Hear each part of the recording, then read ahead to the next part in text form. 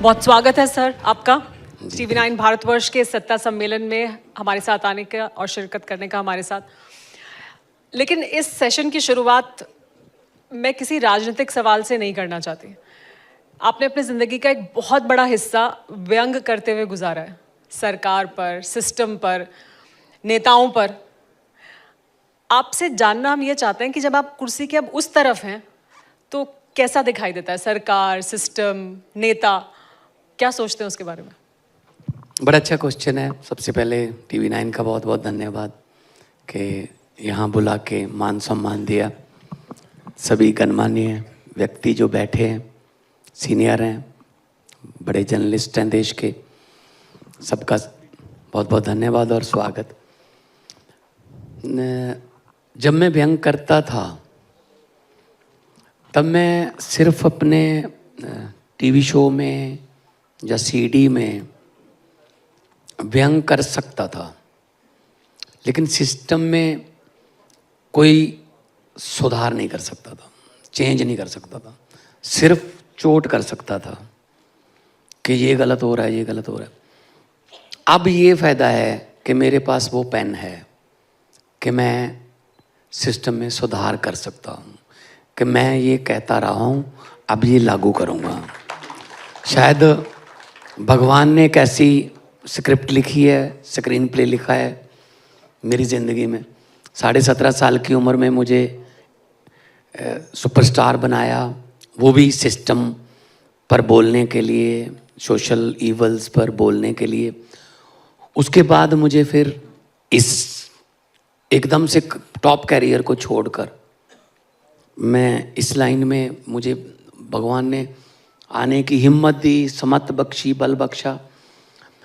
तो फिर इसका मतलब जो मैंने कहा है वो रिकॉर्डेड है, तो फिर मैं उससे मुकर थोड़ी सकता हूँ अब। तो मैं वही चीज़ें, कई बार मैं अपने ऑफिसर्स को भी कहता हूँ कि मैंने ये चीज़ 2005 में मैंने एक CD में कही थी, देखो ये तो आपको अब करना पड़ेगा। अब पहले तो मैं कही थी, लेकिन भगवंत जी 2005 में तो कही थी, लेकिन आपने अपने अंदर के व्यंगकार को खत्म नहीं होने दिया है, इसमें तो कोई शक नहीं है। तो आज आपके अंदर का जो व्यंगकार है वो पंजाब के मौजूदा मुख्यमंत्री के बारे में क्या कहना चाहता है? देखिए, व्यंग जो है, जो स्टायर है, वो एक ऐसी चीज़ है कि जो बहुत कम शब्दों में बहुत बड़ी बड़ी बातें हो सकती हैं। मैं पार्लियामेंट में था, मैं 14 और 19 में MP भी था संगरूर से, लेकिन समय का कितना मिलता? 2 मिनट, 3 मिनट। अब वो वहाँ पे गिनती के हिसाब से टाइम देते हैं ना। हम पहले 14 में 4 थे, 19 तो मैं अकेले ही था। तो चलो 19 में थोड़ा सीनियर हो गया, 14 वाल तो थोड़ा सीनियरिटी की वजह से 2 मिनट और मिल जाते थे, लेकिन मिनट 2-3। एक बार तो मैंने स्पीकर साहब को कहा कि सर मुझे भी टाइम दीजिए। ये NRC पर डिबेट चल रही थी, रात के 9:30 बज गए थे, बिल पास करना था। मैंने कहा सर मुझे टाइम चाहिए। स्पीकर साहब ने कहा छोटी पार्टी को टाइम नहीं मिलेगा। मैंने कहा सर छोटी हैं, लेकिन है तो रिप्रेजेंट तो करता हूँ 15 लाख लोगों को, तो थोड़ा सा टाइम तो दे दीजिए। नहीं। मैंने कहा सर 30 सेकंड। वो थोड़ा चौंके, 30 सेकंड? मैंने कहा सर 30 सेकंड में क्या बोलोगे? मैंने कहा ठीक है सर 20 सेकंड। 20 सेकंड? मैंने कहा हाँ सर। चलो आपका समय शुरू होता है अब।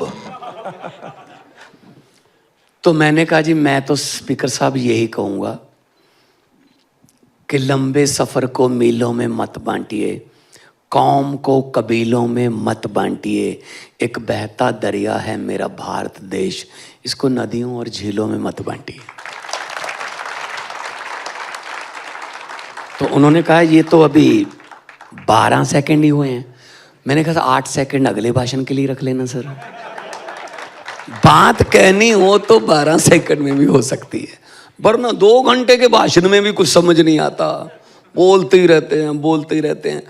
तो बात दिल से निकले तो असर रखती है।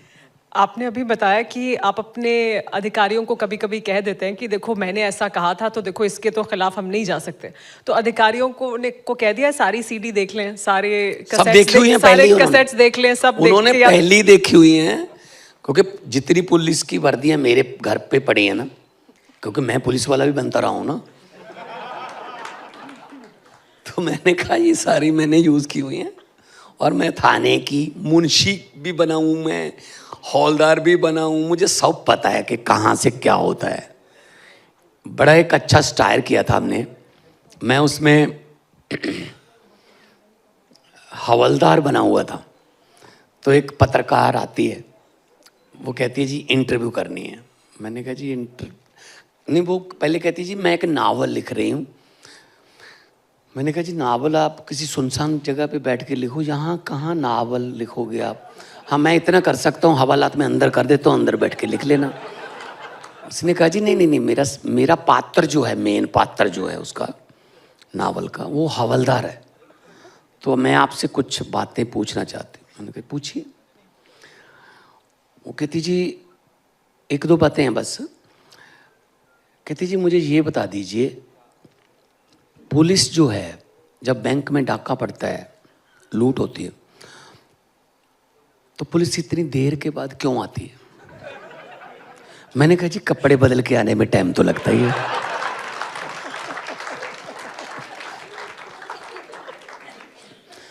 कहती अच्छा। उसने पूछा कि आपके पास कुत्ते होते हैं पुलिस वालों के पास। मैंने कहा हाँ जी सुइया कुत्ते होते हैं। वो कुत्ते क्या करते हैं। मैंने कहा जी चोर पकड़ते हैं। कहते फिर आप क्या करते हो। मैंने कहा हम कुत्तों को पकड़ते हैं। नहीं कुत्ते चोर कैसे पकड़ते हैं। मैंने कहा जी साइंस कहती है कुत्तों की सूंघने की शक्ति बहुत ज़्यादा होती है। जब कहीं चोरी होती है हम कुत्तों को ऐसे लेके जाते हैं, जिधर जिधर को वो सूंघते सूंघते जाते हैं वहाँ जाके हम छापा डालते हैं, चोरी का माल बरामद हो जाता है और अपराधियों को पकड़ लेते हैं, चोरों को। कहती मेरा आखिरी सवाल है, इन कुत्तों की मदद से आपने कितने चोर पकड़े अब तक। मैंने कहा जी थोड़ा महकमे की प्राइवेसी है, हर बात बतानी जरूरी नहीं होती, मैं सस्पेंड हो जाऊंगा, आप ये सवाल मत पूछिए। कहती नहीं जी मैं आपका नाम ही नहीं लिखूंगी, मेरा तो पात्र है वो, मैं आपका नाम थोड़ी लिखूंगी। मैंने कहा जी क्या बताएं, कुत्ते थाने के पीछे संगली से बंधे हुए हैं, हर रोज सुबह दूध पिलाते हैं, उनको खाना खिलाते हैं। खोले ही नहीं जी हमने तो।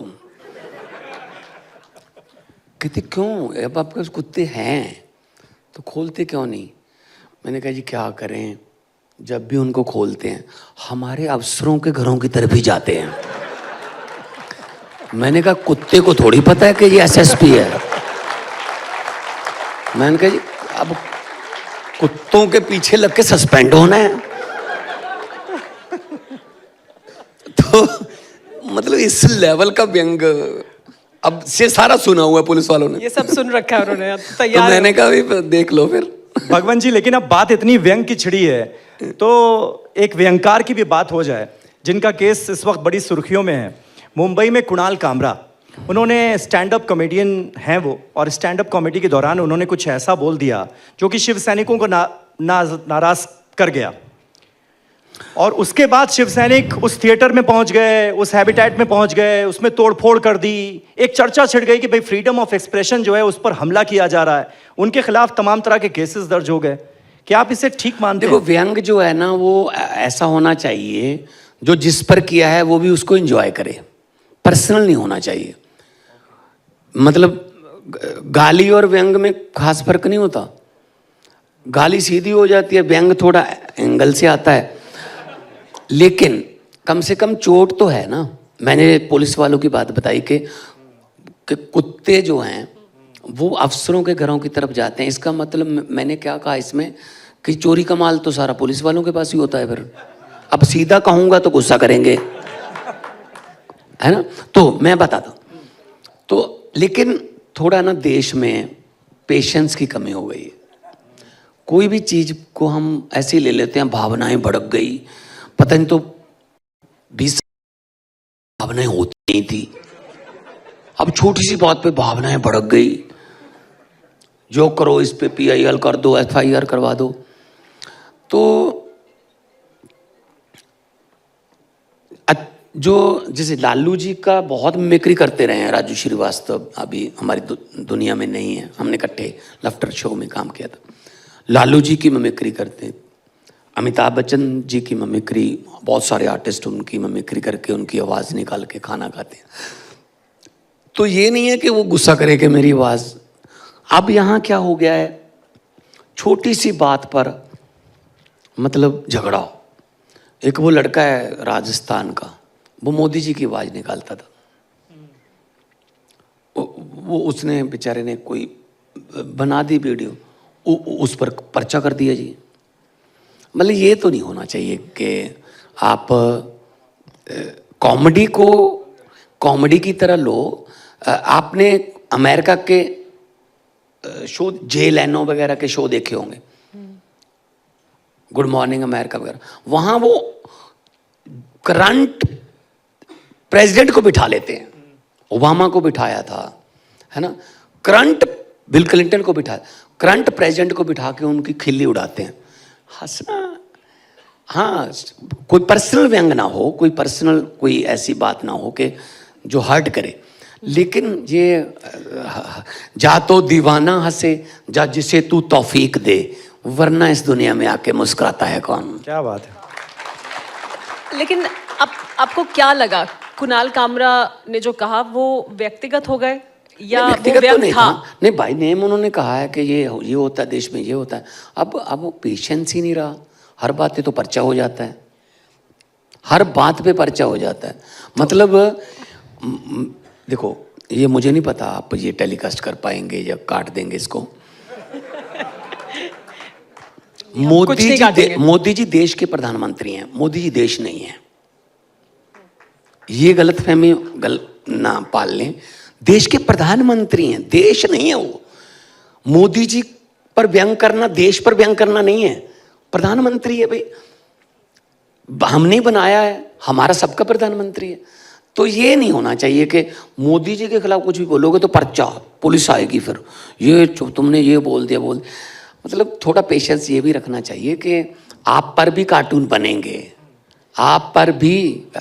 RK लक्ष्मण जी क्या करते थे, वो करंट टॉपिक पे कार्टून बनाते थे, तो गुस्सा करोगे उनके कार्टून। लेकिन आपने भी तो कहा कि फ्रीडम ऑफ एक्सप्रेशन की एक की सीमा है, मतलब उसकी भी एक सीमा जरूर। जैसे यहाँ पर सबसे ज्यादा दिक्कत एक शब्द की वजह से हुई, और वो शब्द था गद्दार, जिसका इस्तेमाल किया कुणाल कामरा ने अपनी कॉमेडी में। उसी को लेकर सारा ऑब्जेक्शन, उसी को लेकर सारा फसाद, उसी को लेकर सारी तोड़फोड़। वो शब्द आपके हिसाब से ठीक था? आपको पता है, मुझे रिसेंटली मैं मिला, मेरे जो लफ्टर चैलेंज के डायरेक्टर थे जी, 2002-03 में शुरू किया था हमने, तो उन्होंने मुझे एक बहुत ही मतलब ऐसी बात बताई कि मुझे बहुत हैरानी हुई कि हमें लिख के आ गया है कि ये लफ्ज़ आप बोल नहीं सकते, मतलब स्टेज पर जुमला नहीं बोल सकते आप, 15 लाख की रकम नहीं बोल सकते आप, काला धन नहीं बोल सकते आप। जो इन पर चिपकता है ना, कहते जी बोलो ना, वरना ये उधर जाता है, ये इधर 7RCR की तरफ जाता है, ठीक है ना। क्या बात है, कैसी बात, जुमला किसी ने कहा था, फिर हमने कहा था, 15 लाख का वादा हमने करा था भाई। वो तो कॉमेडियन तो करेंगे, व्यंगकार तो फिर करेंगे, है ना। हाँ, कोई ऐसी सीमा ना कोई क्रॉस की जाए, वरना कॉमेडी जो है, स्टैंड अप कॉमेडी खासतौर पे, और आजकल तो वो जो OTT,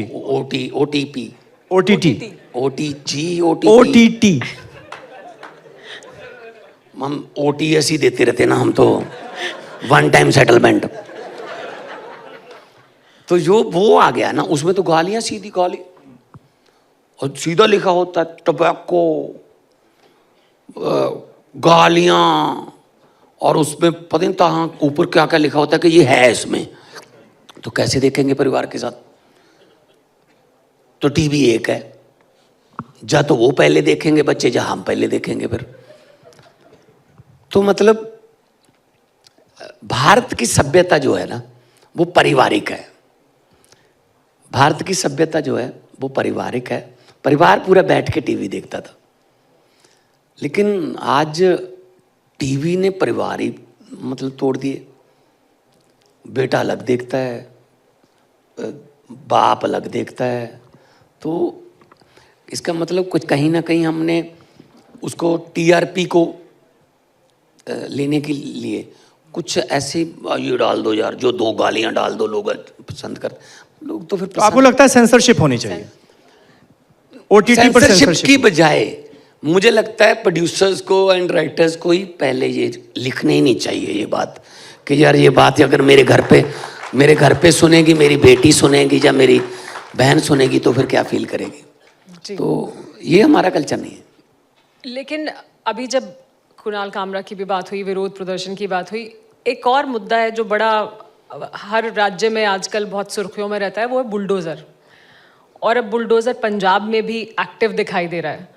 तो वो पंजाब ने भी अडॉप्ट कर लिया है दूसरे मुख्यमंत्रियों को देख के कि वहाँ पे वो चल रहा है और बहुत चर्चा है उसकी। तो इस वजह से पंजाब में भी बुलडोज़र एक्शन देखने को मिल रहा है। नहीं, कोई ऐसा अडॉप्टेशन की बात नहीं है कि देखो, जो नशे के विरुद्ध हमने जो युद्ध शुरू किया है पंजाब में, खास तौर पे चिट्टा बोलते हैं उसको, तो ज़्यादातर वो सरहद पार से ही आता है क्योंकि हमारा बॉर्डर स्टेट है। अगर उस बंदे ने कितने घर बर्बाद कर दिए नशा बेच बेच के, उस पर एनडीपीएस के केस हैं, और नशा बेच के जो पैसा कमाया उससे उसने बिल्डिंगें खड़ी कर ली अपनी, किसी ने मैरिज पैलेस बना लिया, किसी ने बड़ी बड़ी कोठियाँ बना ली। तो वो कानून के मुताबिक जो ड्रग मनी से या करप्शन की मनी से बनी हुई बिल्डिंग है उसको हम डिमोलिश कर सकते हैं। तो चलेगा बुलडोजर? नहीं, लेकिन सुप्रीम कोर्ट का जो वर्डिक्ट है और सुप्रीम कोर्ट ने इसे लेकर जो दिशा निर्देश दिए हैं उसमें तो ये तक कहा है कि आप दोषी तो छोड़िए, अगर कोई आरोपी भी है तो आरोप के बिना पर उसका घर, उसका दुकान, उसका मकान नहीं ढाया जा सकता, उस पर बुलडोजर नहीं चलाया जा सकता। सर पता है क्या, आप उनके घरों पे जाके देखे ना, जहाँ अकेले ही बेटा था, 22 साल की उम्र में चिट्टे की वजह से मर गया, और उनको पता है किसने इसको चिट्टा दिया। अब उसके यहाँ दीपमाला हो और इधर 70 बिछे हुए हैं, तो ये सर यहाँ तो बर्दाश्त नहीं होगा सर। लेकिन ये बिल्कुल आप सही कह रहे हैं कि जाहिर सी बात है उस परिवार के लिए इससे ज़्यादा दुख की कोई बात नहीं होगी अगर वो देखे कि सामने ऐसा मकान बना है जो उस पैसे से बना है जिसने उसके बेटे की ज़िंदगी बर्बाद कर दी। लेकिन उसके बावजूद अदालतें हैं ना ये फैसला करने के लिए, अदालत से होगा फैसला कि क्या करा जाना चाहिए, और एक प्रक्रिया होगी, प्रोसेस होगी, उसके तहत होना चाहिए। कितने साल केस चलते हैं? 20-20 साल, अगली पीढ़ी आ जाती है उनकी। मतलब एक मैसेज तो देना ही पड़ेगा ना कि अगर इसने इतने घर बर्बाद कर दिए तो अब उस पैसे से बनाए हुए घर में ये भी नहीं रह सकता। लेकिन मान साहब, फैसला तो अदालतें ही करेंगी। नहीं सर, और फैसला इसी से जुड़ा एक सवाल, फैसला सरकारें भी करती हैं सर। सरकारें भी करती हैं, हाँ। लेकिन न्याय तो न्यायपालिका से ही मिलेगा सर। दोषी तो कोई न्यायपालिका में ही ठहराया जा सकता है। पंजाब में कोई जाए हाई कोर्ट में कि जी ये घर गलत डिमोलिश कर दिया, देख लेंगे फिर ऑर्डर। नहीं तो मान साहब, लेकिन ऐसे में फिर पंजाब के बुलडोजर और यूपी, एमपी, राजस्थान के बुलडोजर में क्या फर्क रह गया? एक मिनट, आप पता कैसी बात कर रहे हो? एक बंदा था, उसने कहा कि अब तू जंगल में चला जा, अगर तेरे पीछे शेर पड़ जाए, शेर तेरे पीछे आ जाए तो तू क्या करेगा? उसने कहा मैं गोली मार दूंगा। उसने कहा तेरे पास बंदूक ना हो? कहता जी मैं छुरा निकाल के उसका गला काट दूंगा। कहता तेरे पास छुरा भी ना हो? वो कहता जी मैं उसकी आंखों में ना मिर्ची डाल दूंगा। कहता आपके पास मिर्ची भी ना हो? कहता जी भाग के मैं पेड़ पे चढ़ जाऊंगा। उसने कहा अगर शेर तेरे पीछे पेड़ पर चढ़ जाए? तो उसने कहा जी मैं इसका जवाब बाद में दूंगा, पहले ये बता तू शेर की तरफ है या मेरी तरफ है? आप किसकी तरफ हो पहले मुझे बताओ। मैं तो संविधान और इंसाफ की तरफ। संविधान, न्याय की तरफ है ना, संविधान की तो तरफ। न्याय ही कर रहा हूं फिर मैं उनके घर डिमोलिश करके। सर सब मुख्यमंत्री ऐसे फैसले करेंगे, सरकारें तो फैसला करेंगे जी, कैबिनेट के फैसले हैं, विधानसभा में फैसले होते हैं। हम देखो सर सरकार लोकतंत्र में कार्यपालिका है ना? देखो, लोकतंत्र में इलेक्टेड चलते हैं, सिलेक्टेड नहीं चलते, ठीक है ना? तो हम इलेक्टेड है। अगर घर ऐसे नशे वालों के घर जो है वो जो हम डिमोलिश कर रहे हैं, उनके घरों को मतलब पर बुलडोजर चलाने को लोग गलत मानेंगे, 2027 में मुझे नहीं चुनेंगे। नहीं तो मतलब क्या आप चुनौती दे रहे हैं न्यायपालिका को? नहीं, मैं सरकार ही न्यायपालिका फैसला को क्या लेगी। करूं? न्यायपालिका जिस दिन ऑर्डर कर देगी मैं देख लूंगा जी, ऑर्डर आ जाए। आपके पास है कोई ऑर्डर? अभी तक नहीं है। अच्छा, अगला सवाल करिए। भगवान जी, जब बुलडोजर और हटाने की बात हो रही है, घर तोड़ने की बात हो रही है, तो एक शंभू बॉर्डर और खनौरी बॉर्डर की भी बहुत चर्चा हो रही तो है हो गया फिर। कि वहां से आपने किसानों को हटा दिया, वो 1 साल तक बैठे रहे। तब तो पंजाब सरकार उन्हें बिजली भी दे रही थी, उनके लिए सारी सहूलियतें दे रही थी, मुहैया करा रही थी, और फिर देखो, ऐसे ये उनका हटाया देखो, गया। देखो इसमें भी मैं न्याय की बात करूंगा। हक है धरना देना या अपने हकों के लिए लड़ना, हाँ, मतलब डेमोक्रेटिक राइट है। लेकिन बॉर्डर बंद हो गया, पंजाब ब्लॉक हो गया। मैं कहता हूँ जी, आप अभी भी उनकी 4 मई को मीटिंग है सेंटर से, 7-8 मीटिंगें पहले भी हो चुकी हैं, मैं भी जा चुका हूँ कई में। मैं 4 मई वाली मीटिंग में उनको लेके आऊँगा जी। बस मैं अपनी पंजाब सरकार की तरफ से उनसे इज्जत से लेके आएंगे, बात करिए। बात आपकी केंद्र से है, आपने ब्लॉक कर दिए हाईवे, लोगों को दिक्कत हो रही है, पंजाब जो है वो बिल्कुल ब्लॉक हो गया। तो हमने प्यार से, कोई डंडा नहीं चला, कोई पानी की बौछार नहीं चली वहां, कोई खून का तुपका नहीं बहा वहां। अंडरस्टैंडिंग थी, नहीं किसानों से नहीं, नहीं अंडरस्टैंडिंग प्यार थी। से बोला कि जी हम रास्ता खोलना है, हमने बसें खड़ी हैं, इसमें बैठ जाइए, आपको जहाँ जहाँ कहोगे हम छोड़ के आएंगे, हमें बॉर्डर खोलना है क्योंकि पंजाब का इकोनॉमिकली लॉस हो रहा है, व्यापारियों का लॉस हो रहा है, लोगों को आने जाने में दिक्कत हो रही है। तो आप अपनी मांगे जारी रखिए, हम कब करें? मांगे तो सेंटर से है, मांगे तो मेरे साथ है ही नहीं। तो फिर उन्होंने लेकिन मान साहब, अब कांग्रेस पार्टी ये पूछ रही है कि क्या भगवंत मान ने, आम आदमी पार्टी ने किसान आंदोलन या किसानों के मुद्दे पर यू टर्न ले लिया है क्या? मतलब पहले जब दिल्ली को रोकने की कोशिश की जाती थी, दिल्ली को ब्लॉक करने की कोशिश की जाती थी, उस वक्त भी तो किसान ही आंदोलन कर रहे होते थे, तब आम आदमी पार्टी उनके साथ खड़ी नजर आती थी और निशाना जो है वो बीजेपी पर साधा जाता था। अब आप खुद वही काम पंजाब में कर रहे हैं। निशाना तो अभी बीजेपी पर ही है, कांग्रेस तो है नहीं बीच में। कांग्रेस नहीं है? कांग्रेस कहाँ है? वो तो मैंने पार्लियामेंट में बोल दिया था कि दिल्ली में तो माँ अपने बच्चे को दुनिया की सबसे छोटी स्टोरी सुना सकती है, बेटा एक थी कांग्रेस, बस। कितनी सीटें हैं? तीसरी बार जीरो है, तीसरी बार जीरो है। चलो हम तो विपक्ष में आ गए, सीटें तो हैं, हम तो नई पार्टी हैं, 10 साल पुरानी पार्टी है। 1885 में कांग्रेस बनी थी, 1885 की पार्टी, तीसरी बार जीरो है। तो कांग्रेस को अभी मानते हो कि कांग्रेस है? हारने का रिकॉर्ड बना रखा है। भगवान जी, वो जो बीजेपी है, बीजेपी को तो आप मानते हैं, वो बीजेपी भी देश यही कह पर- रही है कि आप पलट गए, किसानों का आपने इस्तेमाल किया और अब आपको लग रहा है कि लुधियाना में चुनाव होने हैं, आपको नुकसान हो रहा है, तो आपने उनको उठा दिया वहां से। शंभू बॉर्डर और खनौरी बॉर्डर सीधा लुधियाना को जाते हैं। आपके सवाल भी ना सीधे लुधियाना ही जाते हैं जहां इलेक्शन में। ये तो पहला सवाल है जो लुधियाना गया, अभी वो कहाँ गए अमृतसर लुधियाना? तक जाते हैं, हिमाचल जाते हैं, जम्मू कश्मीर तक जाती है वो सड़क, ठीक है ना? वो ट्रक जो है वो रुक गए। एनआरआई हैं हमारे पंजाबी, बहुत देशों में रहते हैं, उन्होंने जाना गांव के बीचों में से, पता नहीं कहां से एयरपोर्ट, किसी की फ्लाइट मिस हो रही है सब। मैंने बॉर्डर खुलवाया है, मैं किसानों की मांगों के साथ अभी भी हूं कि मानिए इनकी बात। अन्नदाता है, मैं परसों मिलके गया हूं प्रहलाद जोशी जी से, 125 लाख मीट्रिक टन गेहूं देंगे हम देश को, 182 लाख मीट्रिक टन चावल देते हैं हम, नंबर 1 है। 45% फुटबॉल में पंजाब देता है। भाई 45% जो देगा थोड़ी नखरे तो करेगा, फिर वो झेलो। इसके लिए तो तालियां होनी चाहिए, ये वाकई है। झेलो, दो उनको, उनका बनता प्राइस दो, हमें क्या दिक्कत है? आप प्राइस दे दो, किसानों की आय दुगनी करेंगे। जब हाई 1100-2200 कर दोगे, दुगनी हो गई। किसानों की आय दुगनी करेंगे, ये करेंगे, 15 लाख आ जाएगा, ये आ जाएगा, वो, ये जुमले चल रहे हैं। मैंने तो पार्लियामेंट में बोल दिया था जी।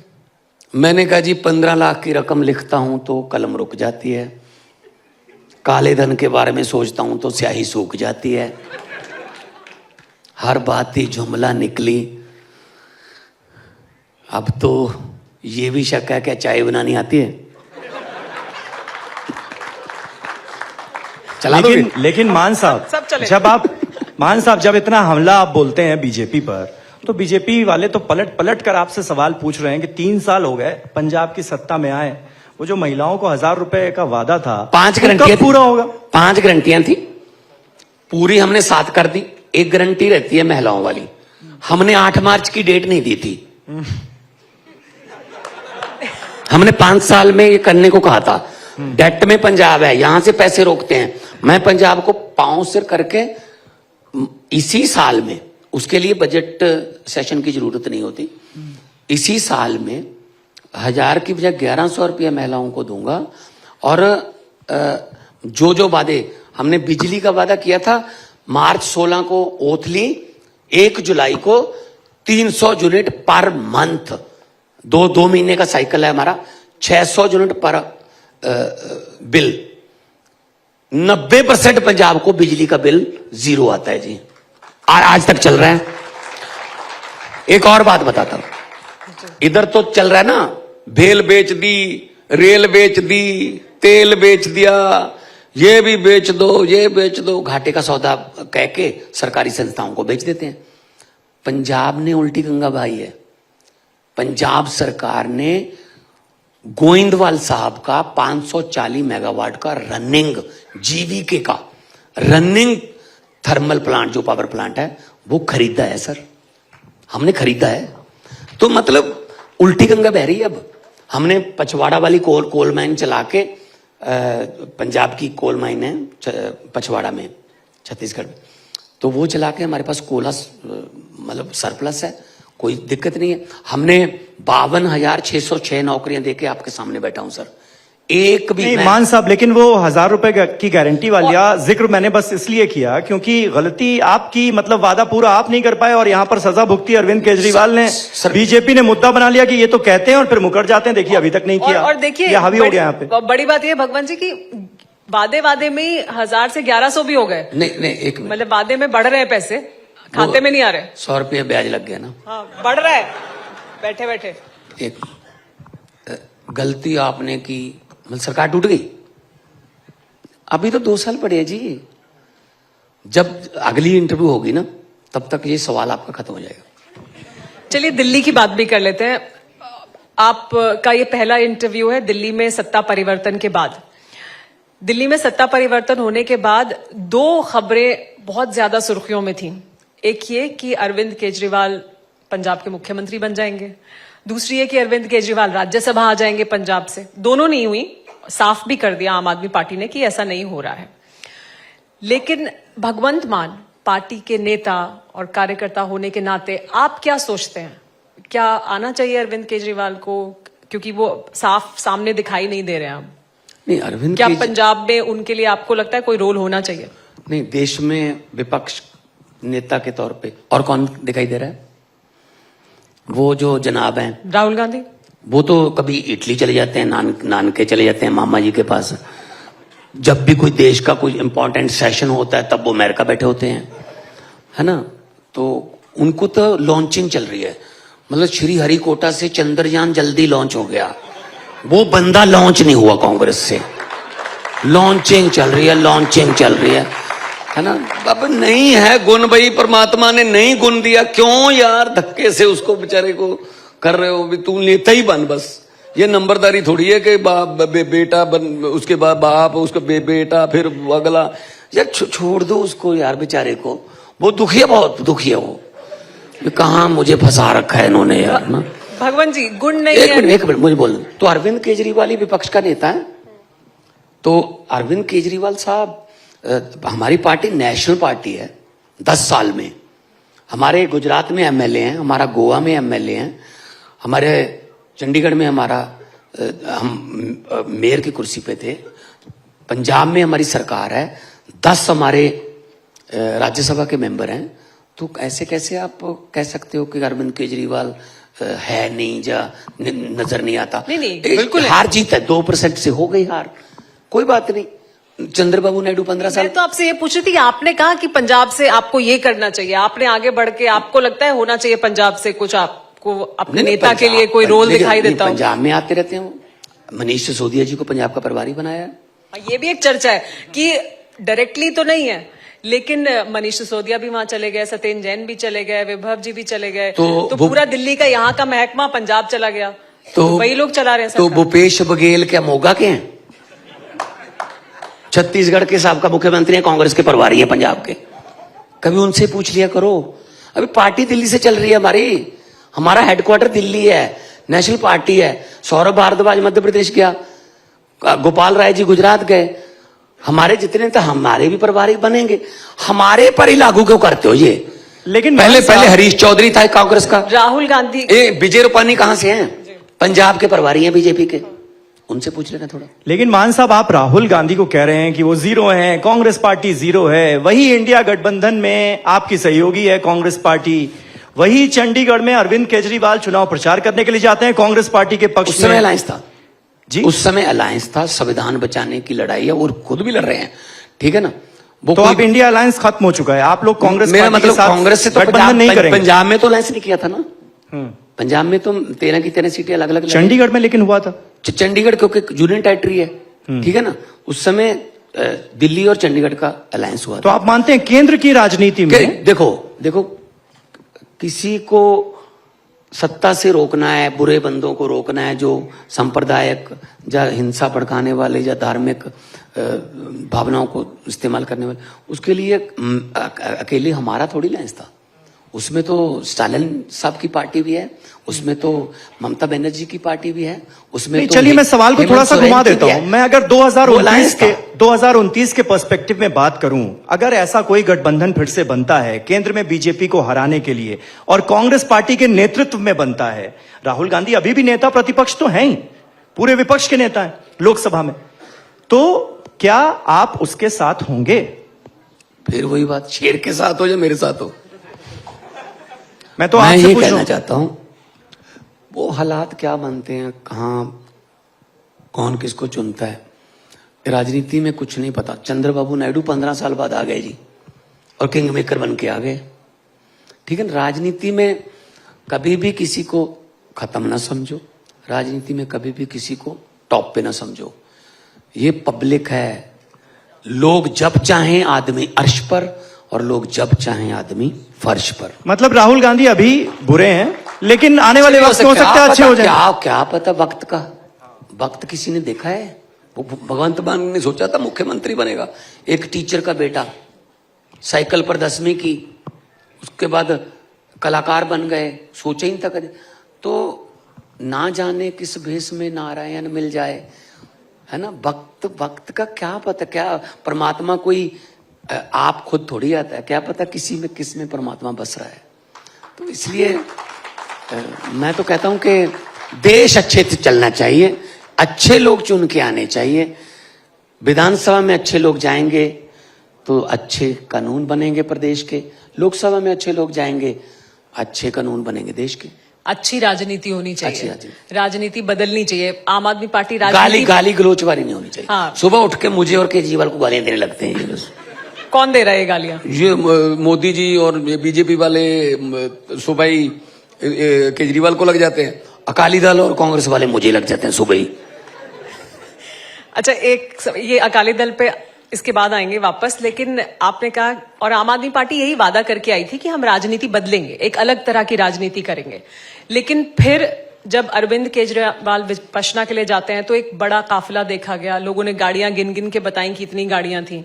आप खुद ये कहते थे कि जब किसी सड़क का, किसी पुल का उद्घाटन हो तो नेता का नाम नहीं होना चाहिए, मजदूर का नाम होना चाहिए, क्योंकि जिसने मेहनत की उसका नाम हो। लोग आते हैं अपने नाम का नेम प्लेट लगा के चले जाते हैं। अब वो भी हो रहा है, वो गाड़ियों का काफिला भी दिखाई दे रहा है।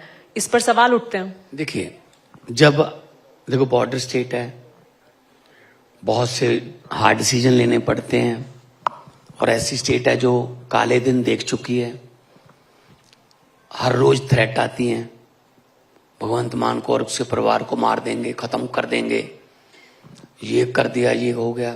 तो देखो वो प्रोटोकॉल तो हमें लेना पड़ेगा, लेकिन मैं उनको ये बोलता हूँ, अभी भी गाड़ियां आई हैं, लेकिन मैंने बोला हुआ है किसी को धक्का नहीं मारना, किसी को मतलब ये नहीं ऊपर हो जाओ ऊपर हो जाओ, बल्कि मैंने ये कहा है कि जैसे बाई रोड जब निकलते हैं कम से कम टाइम पे अगर कोई सड़क कहीं रोकना पड़ता है ट्रैफिक, आधे मिनट से ज़्यादा ना रोको, क्योंकि पब्लिक ने हमें बनाया है। और पब्लिक ही अगर गालियां देगी है ना तो फिर अच्छा नहीं लगेगा।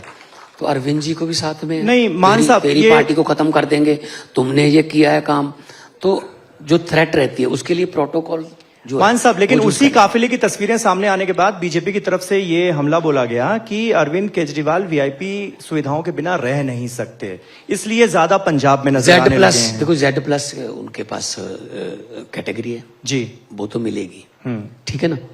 तो ये बीजेपी वाले या प्रधानमंत्री जी ने उन पर शीश महल पता नहीं क्या घर का नाम रखा था, अपना जो अपना बना रहे हैं उसकी कीमत है कोई? मतलब वो बात है तुम्हारा कुत्ता कुत्ता हमारा कुत्ता टॉमी। मतलब जो इल्जाम लगाना है अरविंद केजरीवाल पे लगा दो जी, जो इल्जाम लगाया ये केजरीवाल जी ये तो जी सड़क पे सोना चाहिए इसको, ये घर पे क्यों सोता है ये जी। मतलब एक स्टेट का चीफ मिनिस्टर है, मैं एक फुल स्टेट का चीफ मिनिस्टर हूं, तो फैसले लेने पड़ते हैं, फैसलों के लिए ऐसे हाल भी बनाने पड़ते हैं, पत्रकारों के लिए प्रेस कॉन्फ्रेंस के लिए जगह बनानी पड़ती है। तो ये तो फिर स्टेट के हेड को अगर 3.5 करोड़ लोगों के कस्टोडियन हो तो फिर कुछ ना कुछ तो उनके लिए काम करने के लिए माहौल तो चाहिए ना। मान साहब लेकिन या तो हो ना, एक मिनट जी, 3 साल हो गए, अभी तक आपका सवाल तो खैर आया नहीं, ना ही आ सकता है। 3 साल हो गए सरकार बने हुए, 1 रुपए का भी घोटाले का भगवंत मान पे इल्जाम है, 1 रुपए का इल्जाम है, कोई घोटाला पंजाब में या कुछ ऐसा। मतलब ये अच्छी चीज नहीं है, ये राजनीति बदल नहीं रही है। वरना कुछ महीने रहो, हजारों करोड़ कमा के वो निकल जाते हैं, बाहर निकल जाओ, विदेश निकल जाओ, हम यहीं रहते हैं। मैं अपनी तनख्वाह पे गुजारा करता हूं, वरना जा रहा हूं दोस्तों के उधार भी ले लेता हूं मैं। मेरी गाड़ी की किस्त टूट गई, क्या हुआ असल में क्या हुआ, गलती हो गई।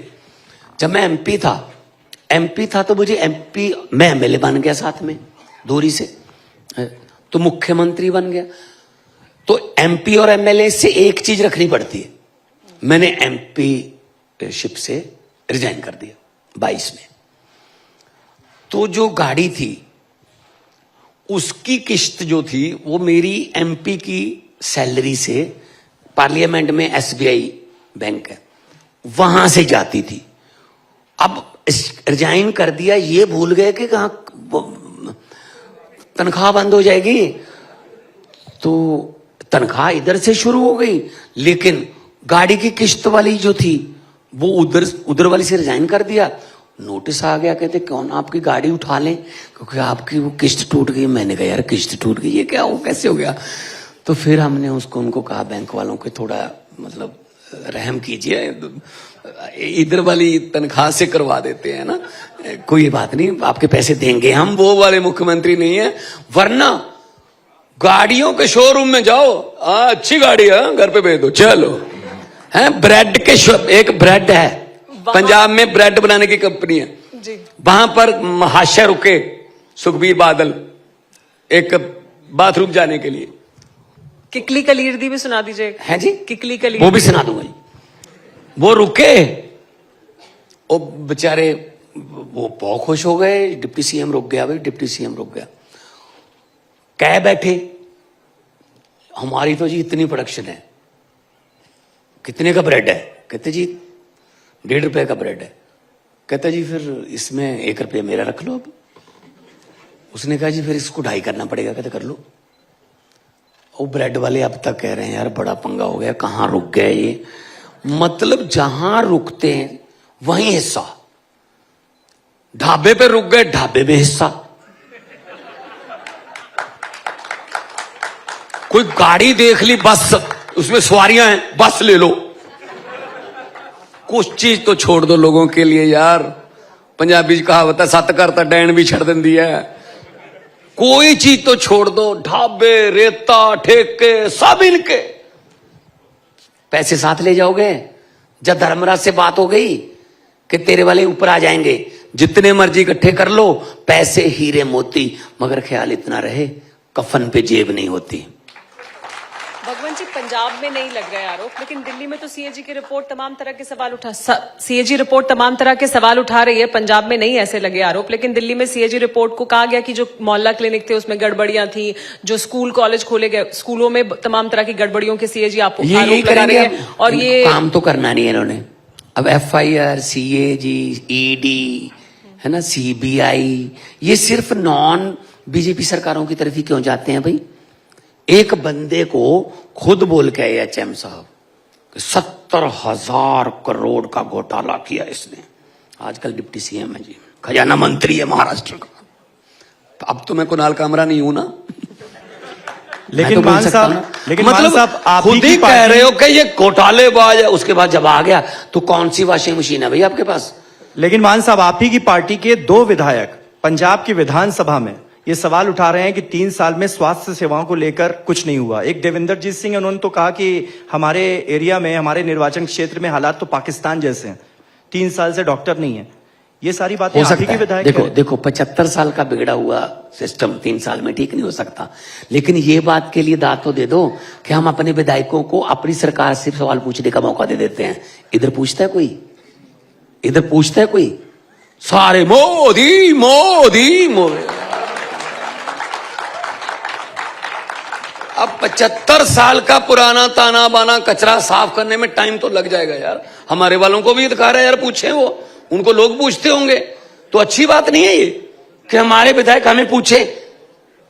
वीडियो बनेगी, वो जाके बताएगा मैंने ये पूछा था। आपके खैर मेरे भी नहीं, कुछ लोगों के हैं ये सब भाई साहब बैठे, फीते वाले बूट हैं, शूलेसेस वाले बूट जो है वो है। 4 दिन इनकी गांठ जो है वो ना खोलो, 5वें दिन चमचे की डंडी से या किसी सुए से या किसी तीखी चाकू से खोलनी पड़ेगी। 4 दिन पुरानी। मुझे तो 75 साल पुरानी गांठ मिली है, अब 3 साल में कैसे खोल दूं? खोलूंगा, हो रहा है, काम हो रहा है। मोहल्ला क्लिनिक बन रहे हैं, शानदार स्कूल बन रहे हैं। आज पंजाब में मैं आया हूं, मेगा PTM थी सरकारी स्कूलों की। पहली बार हो रहा है पंजाब में कि सरकारी स्कूलों में पेरेंट टीचर मीटिंग हो रही है। पहले होता ही नहीं था, सिर्फ प्राइवेट में होता था। और इतने माँ बाप आए हुए थे, इतने खुश थे कि हमें पता चल रहा है हमारा बच्चा कहाँ पढ़ रहा है, कौन कौन उसको पढ़ा रहा है। टीचर खुश कि हमें भी पता चल रहा है कि स्कूल के बाद ये कहाँ जाता है, स्कूल के बाद इसकी संगत कहाँ है, कहीं पढ़ाई बेकार तो नहीं जा रही। तो मतलब बहुत कुछ नया हो रहा है सर। आने वाली इंटरव्यू में आपके मेरे ख्याल में 90% सवाल कम हो जाएंगे। हम भी यही उम्मीद करते हैं। जरूर। थैंक यू, बहुत बहुत शुक्रिया, बहुत बहुत शुक्रिया भगवंत मान साहब, TV9 के इस मंच पर हमें ज्वाइन करने के लिए। और अपना विजन पंजाब के लिए आगे क्या है और योजना पंजाब सरकार की क्या चल रही है, और महिलाओं के 1100 रुपए जल्द से जल्द। वो 1100 रुपए बहुत जल्द आने वाले हैं, ब्याज समेत। पैसे 1000 से 1100। हाँ, 1000 से 1100। एक लास्ट में कहना चाहूंगा कि लोगों को अक्सर कहते सुना है, जिंदा रहे तो फिर मिलेंगे। लोगों को अक्सर कहते सुना है कि जिंदा रहे तो फिर मिलेंगे, लेकिन इस पंजाबी दिल ने कहा है मिलते रहे तो जिंदा रहेंगे। बहुत बहुत शुक्रिया, बहुत बहुत शुक्रिया।